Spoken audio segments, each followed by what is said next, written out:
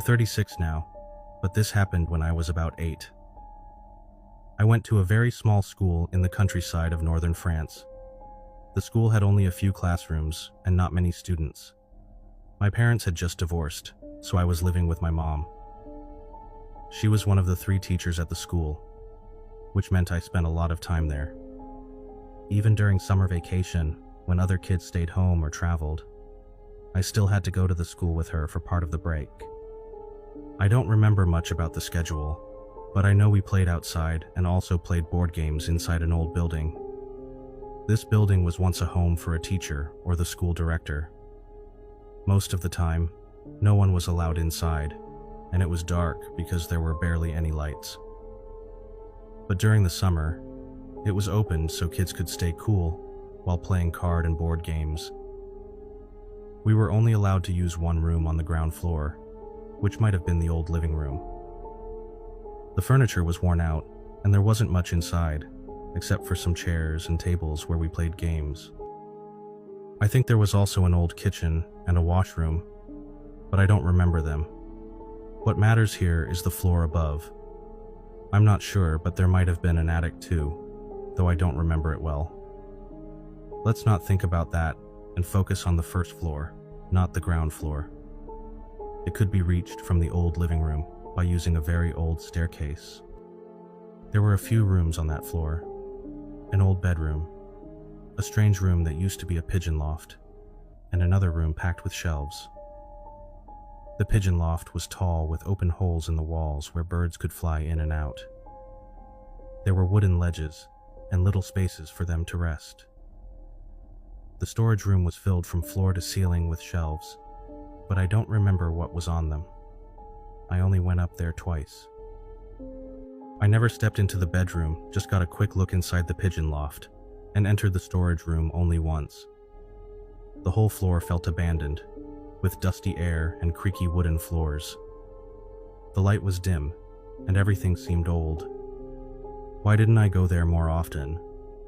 Well, this is where things start to get interesting. After playing board games for a while with a small group of kids, less than 10, all of them familiar to me, the only adult in the room had to step outside. I don't remember why, but before leaving, he asked some of us to clean up and put the games back in the storage room. Only a few kids had ever been up there. One of them was Alan, who I knew well. I was in the same grade as Alan until I moved up a level. We weren't best friends, and sometimes argued, but we were still pretty close. After cleaning up, 4 of us followed Alan to the storage room. When we entered, the room was just as I remembered, packed with shelves, covered in dust. If you looked at the room from above, you'd see a few rows of shelves. To move between them, you had to go to the right side of each row, because the left side was pressed against the wall. Alan didn't know exactly where the board games belonged, so we split up to search. Some of us looked for other games, while others tried to find an empty spot on the shelves. Out of all the things in that room, I only remember one object on those shelves. A big green Halloween mask sat at the back of the room. It reminded me of the haunted mask from Goosebumps. It looked like something was oozing from its mouth. I've always been easily scared, so the mask frightened me. I called over another kid who was nearby, and when he saw it, he got scared too. The mask looked like it was watching us, as if its eyes followed our movements.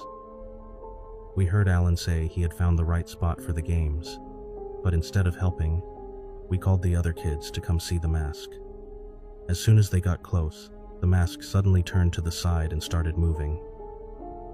It wasn't on the shelves anymore. It seemed to be behind them, shifting toward the right side of the room. Of course, we all screamed and ran downstairs as fast as we could. We told the other kids what we had seen while keeping a close watch on the stairs, afraid that something might follow us. Not long after, the adult who had gone outside came back. He laughed at us, saying we were just imagining things, but he still went upstairs to check. We waited nervously at the bottom of the stairs. A few minutes later, he returned and told us there was nothing. Later, I told my mom about it. She didn't believe anything strange had happened, but she still took me upstairs to look. I refused to go into the storage room, too afraid of what I might see. She stepped inside, looked around, and told me there was nothing there. We talked about it with the other kids for a while, but after that we stopped mentioning it. The strangest part of this story is that when I brought it up a few months later, none of the other kids remembered it. It was like they had completely forgotten. Even though my mom still remembered, so I know it really happened. Out of the 5 kids who went into the storage room that day, it seems I'm the only one who still remembers it.